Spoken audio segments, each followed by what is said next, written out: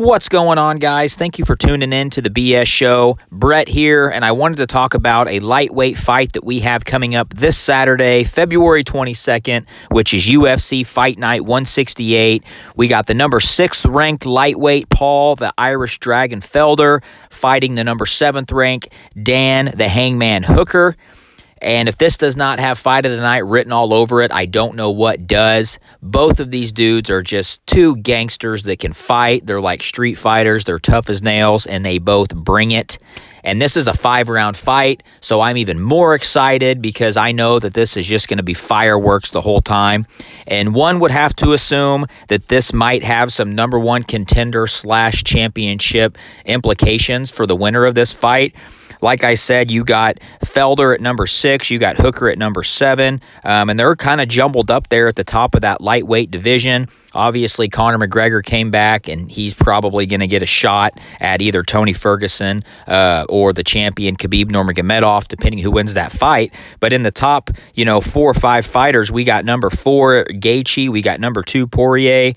So I could see if Felder or Hooker, whoever wins this fight, they might get a number 1 contender slot, and then if they win that, get a championship fight. So this fight has some really big potential implications on it. So both guys are actually 4-1 over their last 5. Dan Hooker has beat Ally Quinta, James Vick, Gilbert Burns, Jim Miller, with his only loss coming to Edson Barboza.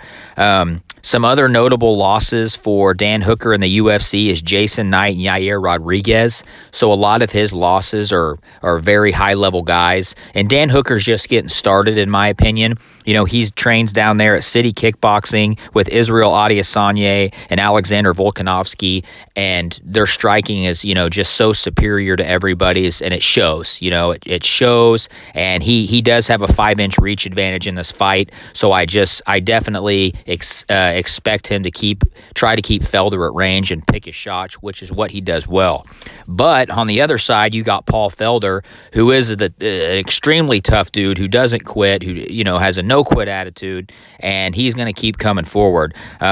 He's also 4-1 over his last 5 with wins over Edson Barboza, James Vick. He does have a loss to Mike Perry in there. That's a split decision, but he also beat Charles Oliveira and Stevie Ray. So both of these guys have some common opponents, and they've both beaten them.